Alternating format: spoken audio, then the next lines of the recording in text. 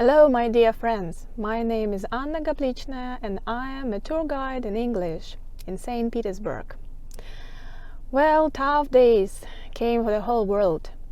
And here in Russia, like in many other countries, international flights were stopped and almost all my tours booked for April, May and even for June were cancelled. So now I am out of my job. And I was thinking, what can I do? And I decided to show you a very small part of these tours via small videos shot on my smartphone.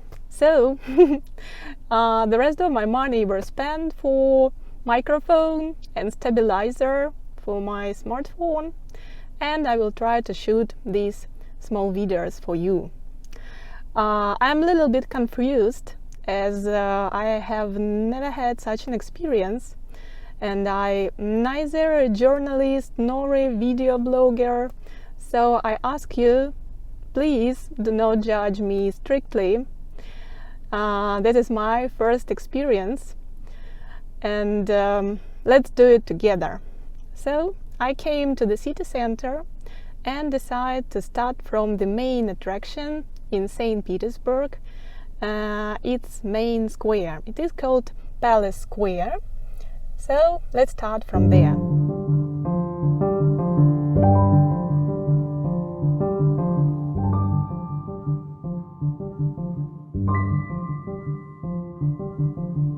Well, here we are, the Palace Square on the background, unusually empty as all the restaurants, bars, cafes and organizations are closed for quarantine. But we are still allowed to go outside just for walking.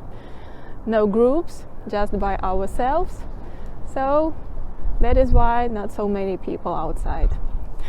Well, Palace Square, you can guess why it is called Palace, because the palace, Winter Palace, is located here, which was the official winter residence of Russian emperors and empresses since it had been constructed in 1762 till almost the February Revolution in 1917,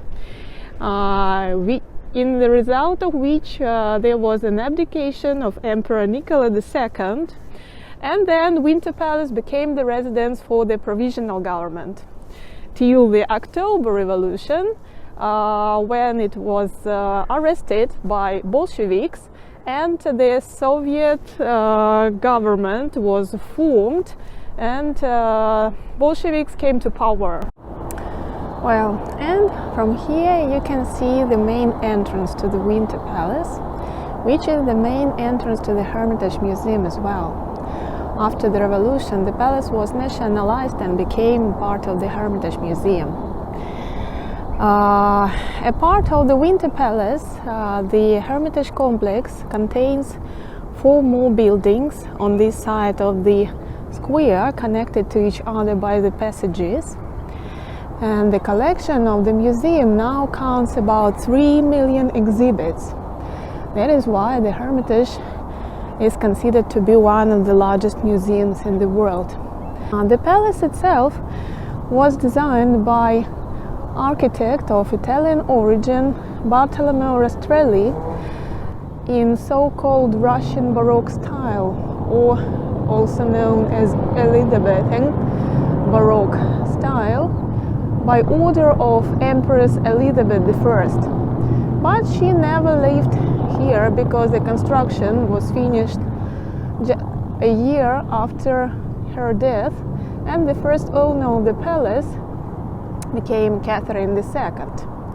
Actually, there were 2 of them, her husband Peter III and her, but the same year, in 1762, when Peter III became an emperor, Catherine II overthrew him and became an empress of Russian Empire for further 34 years. And on the opposite side, you can see the huge building with a long facade, actually the longest facade in the city, about 600 meters long, This used to be the general staff of Russian army during the imperial time. These two wings are connected by an arch decorated by the statue of goddess Nika riding its chariot.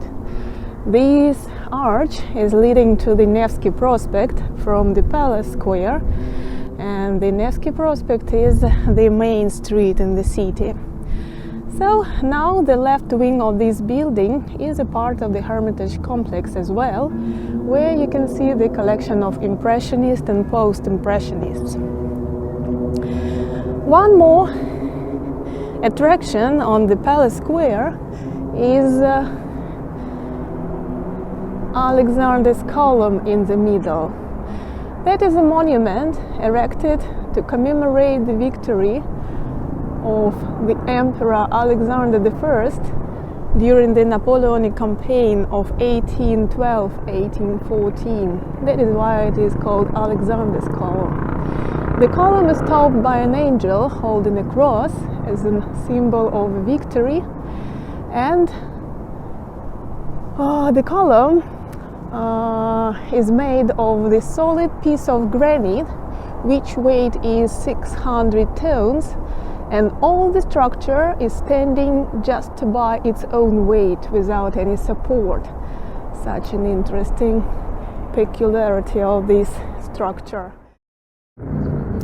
Well, this beautiful monument, this symbol of St. Petersburg, was designed by the famous architect of French origin, Auguste Montferrand. Why he was so famous?